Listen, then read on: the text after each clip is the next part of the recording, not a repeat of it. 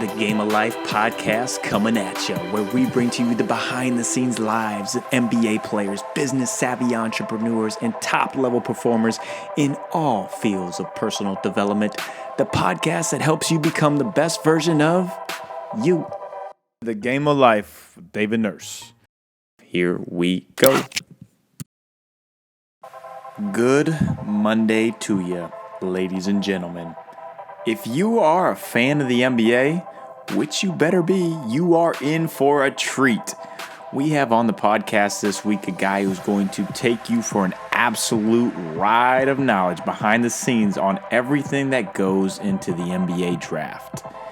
As it just happened last week, we nerded out on the entire process, what teams are looking for, his interaction with top GMs and the influence he has on teams, why number one draft picks become complete busts, who in this year's draft is going to be basically the next Kobe, the sleeper pick that will become a household name, future trends of the NBA, and where LeBron will be playing in 2 years. Spoiler alert, it's not in a Midwest state. Sorry, Cleveland.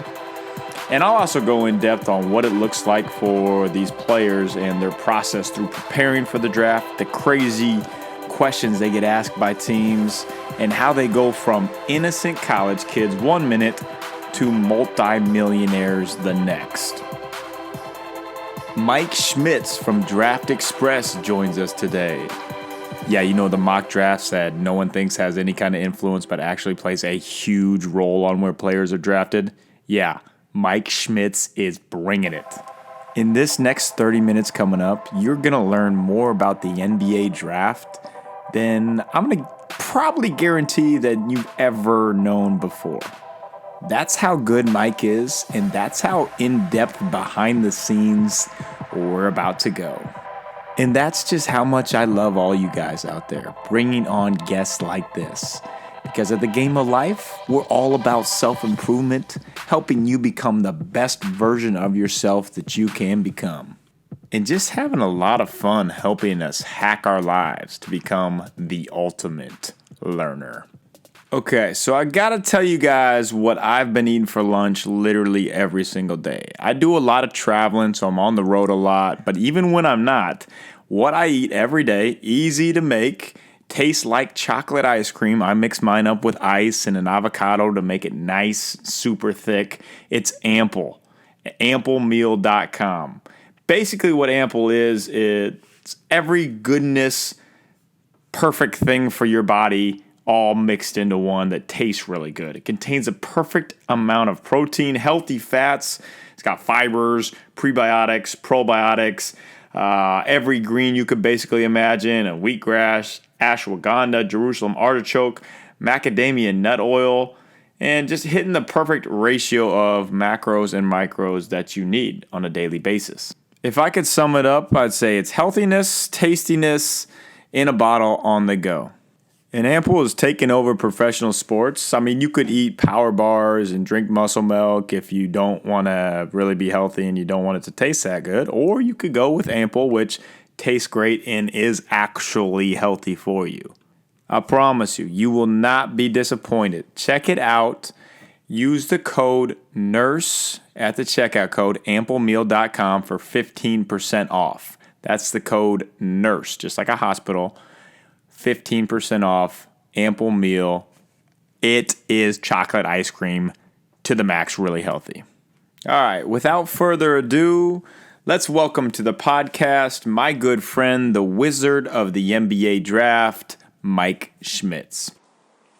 All right, welcome back to the podcast. We got Mike Schmitz. He is the Mel Kiper Jr. of the NBA draft. Knows it all. That's what I call him. Mike, what's going on, man?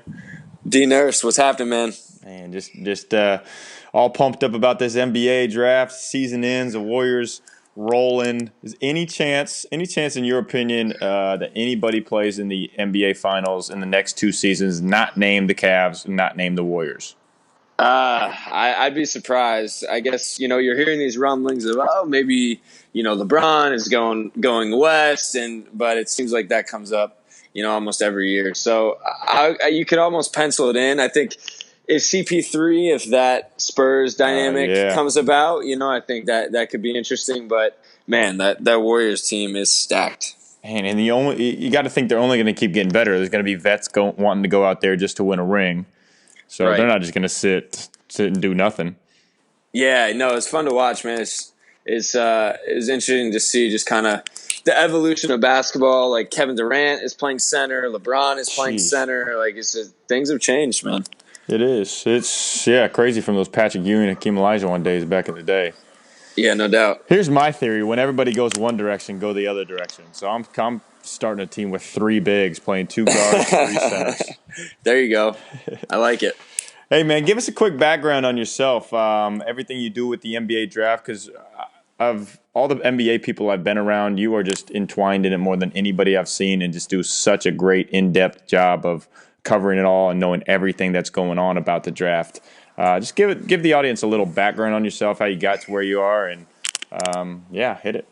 Yeah, kind of somewhat of a unique path. I went to the University of Arizona. I wasn't, played high school basketball, all that. Wasn't really able to play past high school. Went to U of A. I'm from Arizona originally. Was involved in like kind of sports management stuff in the business school. Didn't work for the team or anything. And really my kind of freshman, sophomore year, I started making these video breakdowns. I was doing some other kind of, analysis, things like that. I did a lot of work for an ESPN True Hoop Network blog, Valley of the Suns. So I pretty much just taught myself, how to cut video, how to break stuff down. I was always interested in that kind of side of things. And then I realized, hey, there's really a market for, breaking down these guys in kind of a 5-6 minute video package with film, stats, freeze frames, all that. So I reached out to Jonathan Gavoni, who started Draft Express. It had been going for maybe 5-6 years at the time, and just said, hey, I'm going to do 30 of these breakdowns on the first round prospects kind of on my own. If you want to use them, great. If not, no big deal. So we did that. So that would have been 2012, I believe. That was kind of the first year of our partnership. And then the next year took a job in the D League as a video coordinator. So I did that for a year, which was an awesome experience, while doing Draft Express as well. And then, Jonathan had offered me to kind of come on full time and live wherever I want, travel, go to games, get to know all these scouts. And so from there, it's really just kind of blossomed, with the video, with going to Europe and all over the country. So yeah, man, I'm very grateful for how things have worked out. Man, well, you've built it up to an awesome platform. Draft Express, for you guys out there have not checked it out, do check it out. You can get everything in depth on any player basically that plays basketball, what they're eating for breakfast, or man, everything. It's cool. How do you go about setting up those mock drafts? Like, how do you go about analyzing and picking, okay, who's moving up the charts, who's going down the charts? I think there's a lot of interest in seeing those mock drafts. Yeah, it kind of starts early on. Like, as you can see, we already have 2018 up there. After the 2017 draft, we'll have 2019. So the real beginning part of it is kind of seeing these guys at, USA Basketball, seeing them on the EYBL and Under Armour circuits and kind of getting to know them, because we're really able to see these guys, at age 16, sometimes even 15, with the way that, USA Basketball, they do a great job kind of gathering these guys together. So it kind of starts there, and then knowing the European guys. And then as they, go through the ranks, get to college, you kind of pick and, move things a little bit, tweak things. You're always talking to, to scouts and GMs and guys you have relationships with. So I think Jonathan is probably more involved in terms of, the mock draft on a day-to-day basis, but it's definitely a collaborative effort that we're tweaking through, like I said, conversations, through film study, through intel you get about certain guys. So very relationship-based, but very evaluation-based as well. Yeah, it's a big-time science to it. And basically, you were like behind the scenes to all these GMs. So, I mean, I've seen you in action. You're talking to all the GMs. You're talking to all the agents, every scout. your pull with these NBA GMs, like they're coming to you asking you for advice on players since you're scouting all these players and you know everything about them, correct? Maybe not so much GMs, but definitely have some relationships with scouts and guys that you trust. You know what I mean? They have their scouting staff. They have Yeah. their eye for evaluating these guys. But I think that where we do have an advantage is they're not able to see these kids at as young of an age as we are. They're not able to go to these AAU tournaments. They're not able to talk to these kids because we're media, so we can interview these guys. We can get to know them. So I think more than anything for intel, we can help guys out a little bit here and there. And some scouts will come to you and ask things like that, or if they value your opinion, who do you like, or do you have any sleepers or anyone like that? So It's fun, man. It's a fun back and forth for sure. That's really interesting because when you step back like 40,000 feet up, looking down, I mean, you have an impact on the NBA on where players can be drafted. Because I mean, even though people might say, man, it's sometimes just a mock draft or not, everybody's looking at Draft Express. I talk to the teams, and I know everybody's looking at it and see where the guys are ranked. The players are looking at it. I have some of my guys, my young pre-draft guys, asking me why they're ranked here or how they jumped up to this spot. So you have a lot of pull on this NBA draft coming up.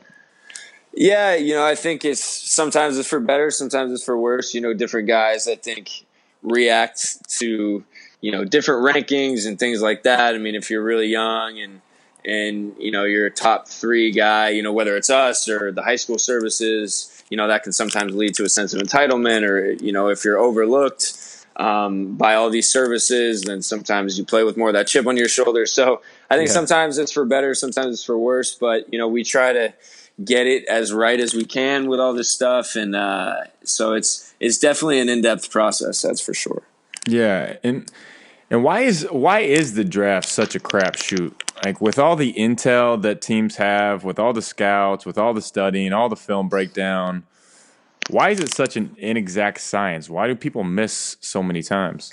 Man, it is such an inexact science. Like if we had all the answers, we'd be a lot more loaded than we are. So, yeah, man, I think so much of it is just because it's very situational, Yeah. And it's hard to predict before, player X goes to team Y, like what the dynamic is going to be like. I think the personality factor is really, really important. That's something that, we've kind of placed more emphasis on moving forward is, okay, one, the background of the kid, what type of kid he is he a worker, but also like, how does he respond to, different situations? Like, is he a guy who's going to be okay being the 9th man for 2 years, learning under vets? Is he going to rebel?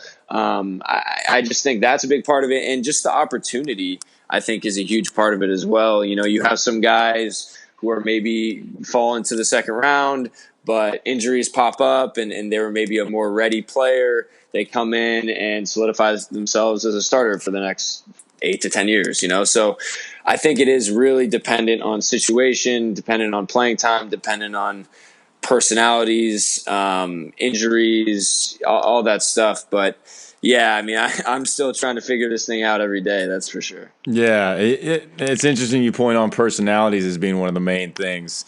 I think that is a huge factor. Like people can be really talented. These players can be obviously they're really talented, but how passionate are they about their craft and how passionate are they about improving their game on a daily basis? Like some guys are just great because they're extremely blessed with the abilities, but how many guys have those abilities and want to be the best? That's kind of what it comes down to with me. Yeah, no, I'm with you 100%. I mean, to me, there's kind of a baseline talent level to be a professional basketball player, and there are so many guys who have that. There are so many guys in Europe, in the D League, who are NBA players, skill wise, and no doubt about it.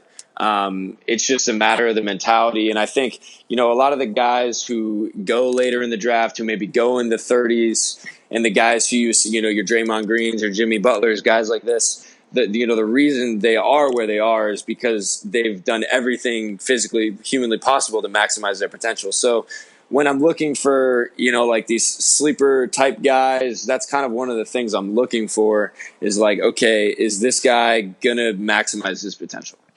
Yeah, I'm there with you too on that. And they'll have at the NBA draft combine, sports psychologists, mental coaches come in and ask them these questions to try to figure out their mental makeup. And like with the players that I work with, I'll try to figure out, okay, are you a worker or are you just a guy that says they want to work? So I know they go super in depth on that at the draft combine and pepper them with all kinds of questions. These questions that they ask them there, do you think it's relevant that they're asking them these questions? Do you think like what is it in the NFL? What's their test they have in the NFL? The Wonderlic? Yeah, the Wonderlic. Yep. Do you think the mental coaches and the mental makeup of the players, that the questions that they're asking them are relevant to, hey, can I see how this guy's going to be 5-6 years down the road? Because it's like examples like a Michael Beasley, how talented he was, went number 2, and I mean just mentally not quite fit for the NBA, or a Dellavedova who goes undrafted and just works his butt off and makes a huge impact. Yeah, I think they're relevant, but they're definitely becoming more relevant. There's a lot of a guy we work pretty closely with, Eric Weiss, who does a great job. He's been doing sports psychology stuff for a long time, and there's a test, not different than a Wonderlic, not really an IQ test, but it's a long, basically personality test that's been used for a long time, and so all these guys, a lot of these guys will take this and you can really compare and contrast if you have kind of the past data, like what is this kid like in terms of anxiousness, in terms of warmth, in terms of, how he handles like being really, really constricted in terms of rules and or is he more of like a free thinker type of guy? So I think that type of stuff is really interesting. But, for a guy like Beasley, a lot of times it's tough. Like, they knew that there are some questions with him. Yeah. But, like, sometimes you just roll the dice. You're like, man, this guy is so good and so talented.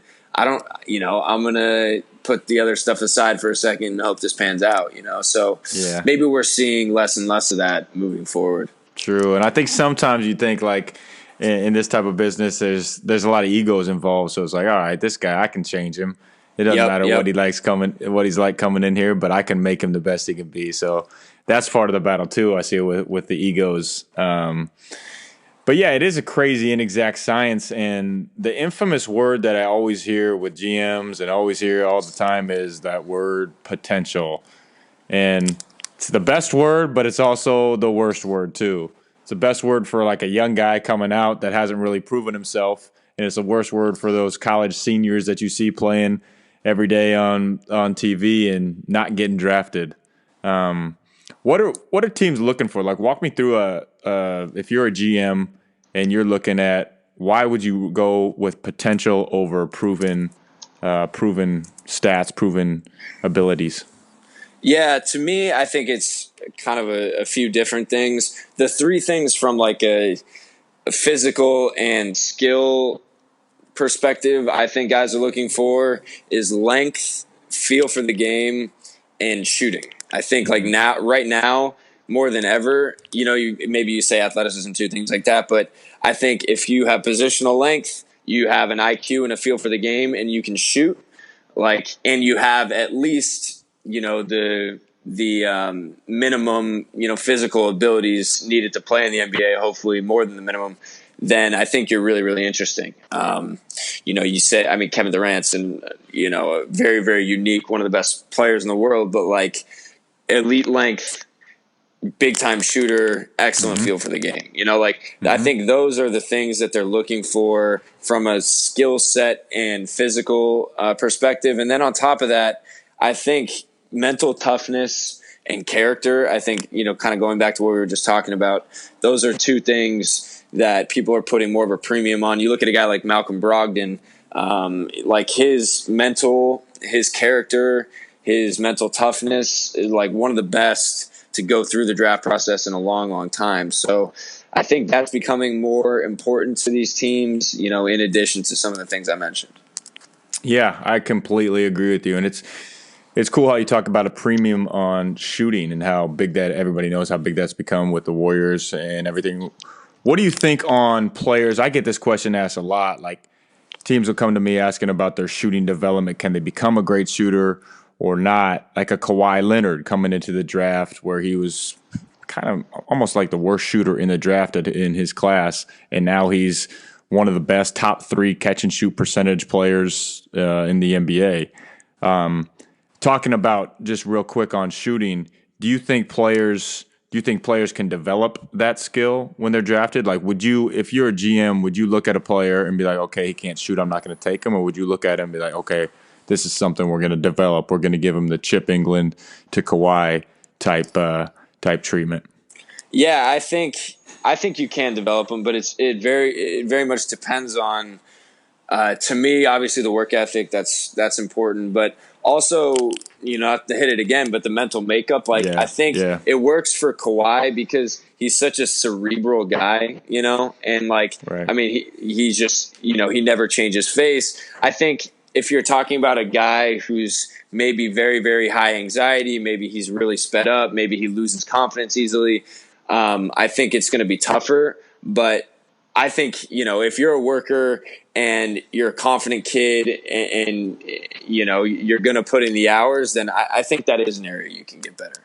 Yeah. The mental game just plays a huge role. And I need to put you in touch with Graham Betchert of Lucid, who I had on here. Man, that dude is unbelievable good. Yeah, I've heard amazing things about him. Yeah, he's awesome. Yeah. I got to get you linked with him. We were talking earlier about the Draymond Green and then Kawhi there too. It's like those are the hot names that teams and GMs will be like, okay, this is what I see in him. Because there's always comparisons going on. And if you look back 15 years ago, no one's going to say, oh, I want a Draymond Green type player, a guy who doesn't really have a position. It used to be the knock of, oh, what's his position? Now it's you want him to basically be an undersized big man that can move and play up tempo. It's crazy how that's gone. What do you think? What do you think going forward will be like the molds that people look for? Think it'll change at all? Think it'll keep the same as okay? Give me a Draymond Green or give me a Kawhi Leonard, 3-and-D corner 3 shooter defender. Do you think there's anything coming? I think what people want is a guy who can defend a 5, like a modern 5. You know what I mean? Like what makes Kevin Durant so useful and so versatile is like he has the standing reach of really like a center. Right. So he can protect the rim. He has size. Like he can in today's NBA, he can legitimately play the 5, and on offense, he can play 1 through 5 almost. So I think if you can guard a 5 and like play on the perimeter with the ball, create, pass, shoot, that's really what people want. To me, like the highest position you can guard while being extremely difficult to guard to defend on the other end is what teams are looking for. So that's why I think, like, for instance, I was really high on Brandon Ingram, and I think he has a really, really bright future because he's not Kevin Durant, but he has the length of a center, but he can almost operate as a point guard. So as he continues to fill out, gets more physically mature, I think, with the way the NBA is going, he's a guy who you can play at the 4, can play even at, a pinch here at the 5 in kind of these smaller lineups. So that type of versatility to me is what guys are looking for. Yeah, that's interesting. So we're not having any New York Knicks basketball back in the 90s of just pounding it inside, Mark Jackson backing down his guy from half court. Not as much, man. Not as fun as that was. Yeah. We're keeping the high tempo going. I like it. All right, quick break in the podcast, and let's recap. So Mike talked about what teams are looking for in players, what they're looking for in potential of players, what they're looking for on court, and the mental capacity of the game. And it's interesting to see how important the mental aspect goes into deciding on a draft pick or not. I mean, these teams are bringing in sports psychologists to analyze a player's mental makeup, basically decide what draft pick they're going to be with millions of dollars on the line. And it's cool to see because I know the NBA seems like a fantasy life to most people out there, but we can incorporate it into our lives of seeing how well-rounded these individuals have to be. Not just the skill set that they provide that is seen by the naked eye, but everything, the mental capacity, the approach, the professionalism, the everyday work ethic that they put in. It's really cool just to be able to dive behind the scenes and the highest level of professional sports. And Michael talked more on that infamous word of potential. And coming up, he'll tell you the biggest busts of all time, the steal of this year's draft, who the next Kobe is going to be, and will they ever go back to drafting high school players. So stay tuned to the Game of Life. We're coming back at you real soon. But before we do, I want to say a big time thanks to Jonathan from Milwaukee, Wisconsin. Jonathan wrote in saying, David, thank you for the Game of Life podcast. Has been a blessing in my life. Love learning in-depth behind-the-scenes information of top-level performers. And I just really like seeing what everybody that's at the highest level does on a daily basis. Jonathan, really appreciate that feedback. I'd love to hear from everyone out there. If you could, go to iTunes, leave a review. Please leave me some feedback, how we can keep improving this podcast, and let me know who you want to bring on this podcast too. Whatever you guys want to hear, I want to bring it to you. All right, three-pointer time coming at you. And since we are talking the NBA draft, and Mike is also going in on the biggest busts of all time in the NBA draft, I'm going to give you my top 3 busts of all time. And it's not necessarily based on their talent, but it's based on opportunity cost, who might have been drafted after them. All right, so number 3 is Greg Oden. Super talented out of Ohio State, had knee injuries that ended his career. And the reason why he is the number 3 bust of all time is because he was selected before Kevin Durant, Al Horford, and Joakim Noah. Number 2, Darko Milicic, the overseas supposed to be next Dirk Nowitzki. He was selected in front of Carmelo Anthony, Dwayne Wade, and Chris Bosh. Yeah, I think that teams would probably want to rethink that decision now. And the number 1 bust of all time in the NBA draft, not Anthony Bennett, who was drafted a few years ago and already out of the league, or Kwame Brown, or Michael Olowokandi. It is Sam Bowie. So Sam Bowie, really talented player from Kentucky, he is the number 1 bust of all time because he was drafted in front of Michael Jordan. Not to mention also Charles Barkley and John Stockton, but when you get drafted in front of Michael Jordan and you don't produce, yeah, you're a bust. Back to the podcast for some rapid fire round with the NBA draft expert, Mike Schmitz. Let's look at some rapid fire questions I'm going to hit you with. Yeah. I'm just going to, you can just buzz them off, whatever comes to the top of your head. 5 years down the road in this draft, who's going to be a household name? Who's the guy everybody's going to be talking about as like perennial all-star coming up? Yeah, to me, it's Fultz. I really like Lonzo as well. You know, I know you were around him a ton, and I think he's a special player. I just and you know, you worry about the losing a little bit with Fultz, but man, like I just think he's a special talent. I've been watching, you know, a lot of his stuff and kind of comparing it to, you know, where kind of these big lead guards were at the same age. You know, like a James Harden, like a Brandon Roy, even watching like some Dwayne Wade a little bit here and there. And like those guys, sure, were winners. They were, you know, more competitive. But from like a skill standpoint, like none of those guys had really the skill package that he has. So I just think like he's a really unique athlete. He can score at all 3 levels. He's tremendous in pick and roll. He's a better passer than he was able to show at Washington. I think, you know, you hope that, you know, with vets around and with a coach who's going to challenge him, like he's by all means a really good kid and a big time worker. It's just a matter of, you know, proving that he can win more than he did at Washington, which I think he'll do. So talent wise, yeah, I think he's a stud, a multi-time All-Star. Nice. What about steals for this year's draft? Who's nobody know about, and that's going to be maybe a Draymond Green or Jimmy Butler? Yeah, I don't think there are a ton of, just given like Yeah. how much information there is today. I don't think there's a ton of like totally unknown guys, but a couple guys I really like. Derek White from Colorado. Yeah. He was a D2 guy who, his first year in Division I basketball averaged 18 points a game, super smooth. He's not Malcolm Brogdon because I don't think he's like as physical, or he's kind of a casual guy, but I think could come in and have, to somewhat lesser degree, a similar impact as a guy who can play right away, who can play on the ball, he can play off the ball, he can pass, dribble, shoot. I like him. I really like the kid Shemi Ojale also from SMU. I just think kind of like what we talked about, these guys who can play, 4 or 5 in these small lineups. He's 240 with like 5% body fat, and he really shoots it. And he's an athlete, so he's another guy. I think we look back in 5 years and say, he probably went a little too low. Okay, interesting, man. Interesting.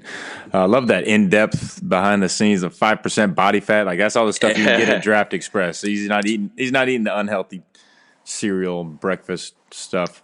Okay, how about biggest busts of all time? This is something that's really interesting to me. Who are some of your biggest busts that have been drafted real high? I think. Right now, Anthony Bennett is I was out at the EuroLeague Final Four, and he was just riding Fenerbahce's bench. It's just crazy, man. So I think he's a real example for kind of what we were talking about with the mental side of things and the work ethic and wanting to be good and loving the game. I think he's kind of your prime example for that. Some other guys, Kwame Brown is always a good one. Stone hands, Kwame Brown. Hasheem Thabit, I think, is up there. Darko Milicic. It's a lot of big guys. A lot of big guys up there. Michael Olowokandi you throw up there. Adam Morrison, you could say to some degree. Yeah, for sure. I mean, I guess that's like the only real kind of guard wing I can think of off the top of my head. You got any guards that have been bust? Seems like bigs. It's like bigs are just so hard to guess. Jimmer, you could say. Oh, yeah. I guess he was top 10, huh? Yeah, you could say Jimmer. Maybe not a top 3 pick, but he's still doing his thing in China. So he is definitely doing his thing in China. Yeah. Yeah. Perfect. So I think that's it. I think that's all I got. All right, cool. What about high school players? You know how they used to draft high school players, of course. Do you think they'll go back to doing that? I don't. I hope they don't. Just from a not like from the guy being ready or what, but it's just, man, first of all, like there's so many high schools, and getting out to scout all those events for these NBA scouts, like tough. It seems like a tall order. And people want to say, oh, it's bad for college basketball and things like that with the one and done guys. Like, I'm not totally sold on that. I think it's still exciting, for these fans. Like Big Blue Nation is still rocking, and college basketball is still a really exciting entity. I think, the D League continuing to grow. I think that can be a landing spot also for some of these guys who want to use that as kind of that buffer year. So. I don't think that they will, but you never know. Yeah. I think I like your point. The one and dones I think is great. Like I love getting to see these guys at the college level, how innocent they are, how they have no idea what's coming to them next really soon, and then just on the split moment of June 22nd, they go from nothing to millionaires. It's like the only thing other than winning the lottery, just getting your name called, going to becoming an instant millionaire. Right. And it's a chance to see these guys against each other, I mean, we wouldn't have seen Lonzo Ball and De'Aaron Fox match up twice, in big moments if it wasn't for, them having to spend at least a year in college. So I think there's a scouting factor to it and definitely an entertainment value for everyone. Oh yeah. We talked about it at UCLA of some of these practices that we have. With Lonzo, TJ, Ike, 3 first-rounders right there, Bryce, Tom, Aaron, other NBA, like 6 to 7 NBA players going at each other every single day in practice. Like a lot of the practices were better than the games. Those could be talked about 5-10 years down the road of being legendary practices of these guys who could be all-stars in the NBA, all Right. ripe at the college level. Yeah, you don't want to lose that. I mean, No. it's some guys maybe don't go about it the best way. It's a pit stop for them. They don't fully invest, but I think for the guys who do, it's a once in a lifetime experience. Yeah, that's awesome, man. Hey, one more rapid fire with you. Going back, just thinking on the mental side of things. What's some of the craziest questions that you've heard on that side? Because I know they go pretty crazy on those. Oh man, You got any? I'm trying to think. Craziest questions on that. I don't know. I mean, a lot of it is like situational stuff. You're in this situation. What do you do here? But there's like crazy questions about, God, I'm trying to remember how many. God, I'm blanking right now. That's okay, man. Yeah, no. But they're wild though. There are some wild ones, and a Yeah. lot of them are just flat out like, why are you soft? Like some of these guys will just go at you, Right. and a lot of it also I've found some guys like to use that to find out about other guys. Like who is I remember a couple years ago, like there were all the Kentucky guys in the draft, and a couple teams asked like, hey, who is this is the year before Tyler Ulis came out, and they all asked like, hey, who is the one guy you would go to war with every day, and like all six of the guys said Tyler Ulis. So then, you're building a profile on this kid, and you're like, all right, like this is a tough kid. We gotta pay attention to him. So, I wish I had some better examples. I'm blanking on it. No, I think that's great. That's great.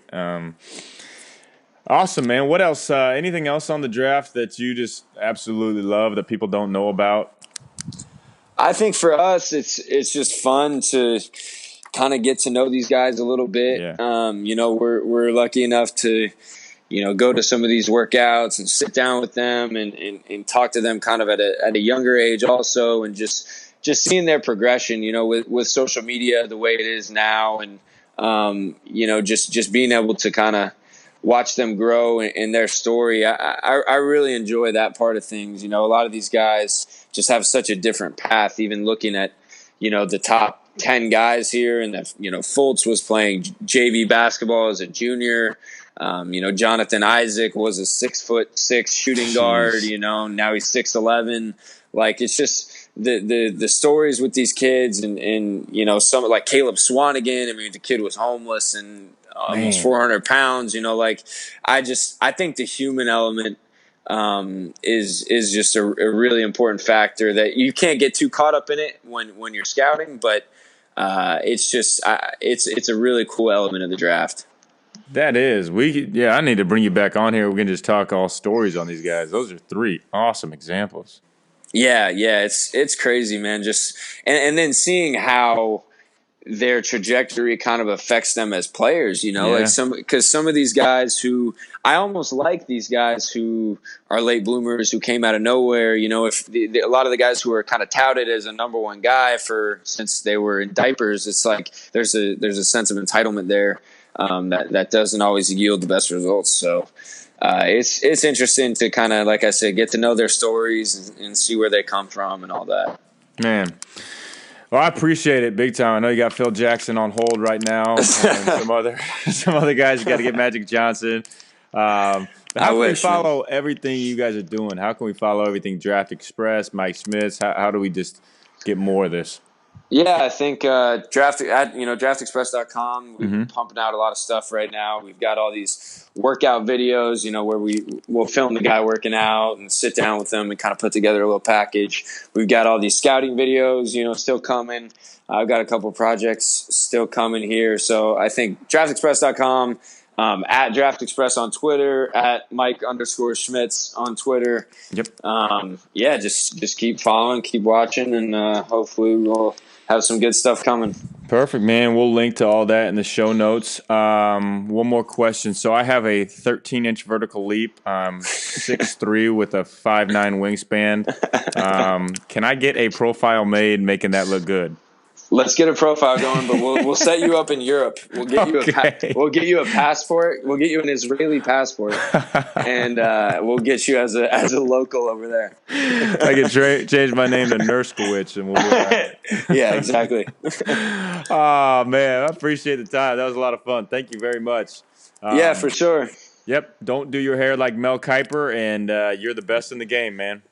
Thanks a lot, man. I appreciate it. Thank you. I'll tell you what, you cannot get that anywhere else. That's in-depth information behind the scenes that you can only get here on the Game of Life and with the NBA draft only get from Mike Schmitz. As it happened last week, Mike called it Markelle Fultz going number 1. That's who he's thinking is going to be the household name 5 years from now, the perennial all-star, Lonzo Ball. Obviously, I'm a little biased being a UCLA, but he's going to be an amazing player and turn the Lakers franchise around. I'm calling it right now. Hope you all had a lot of fun listening to that podcast, learning behind the scenes about the NBA draft, about how much really goes into this. It's not just we'll watch a guy on film and pick him, but it's everything. It's everything from their mental makeup. It's everything from their work ethic, their drive, their passion. There's just so much that goes into this investment and putting millions of dollars into these college players, into these 18-year-olds. And other than 7-Eleven, the NBA draft is the only place you can go from nothing to millions in the matter of minutes. Check out everything Mike is doing at NBA Draft Express. Check out the 2018 mock draft that's coming at you. 2019's already out there. Just check out everything that he's doing. It's really, really interesting. He puts a lot of time and effort into it, and it's done at a very high level. Big thanks also to Jonathan in Milwaukee for leaving the review. Means a lot to me. If you guys could do the same, go to iTunes, leave a review. That's how we get more followers, we get more sponsors, we get more everything good. Just leave a review. And if you do, I'll know if you leave a review, you will be entered to win NBA tickets of your choice, which I'll be giving out around Christmas time. NBA tickets of your choice to any game you choose. I'll get those for you. But you got to leave a review in iTunes. Thank you to our sponsor, Ample. Check it out, amplemeal.com. What I eat for lunch every single day tastes like chocolate ice cream smoothie. All healthy goodness at amplemeal.com. Enter the code NURSE in the checkout to get 15% off. Also, our other sponsors will be linked in the show notes. Mitchell & Ness, we've got Whoop, we've got Halo. Check them all out in the show notes. Get your codes, get your discount. Be performing at the top of your game. Thank you big time for tuning into the Game of Life. I want to hear from you. I want to hear any questions you have. I want to hear recommendations for people you want to have on this podcast. Please reach out to me. Send me an email or social media, Twitter, Instagram, whatever it might be. Get in touch with me. I want to hear from you. Hope you all have a great, blessed week. Just be the best version of yourself you can be each and every day. Game of Life, David Nurse, signing off.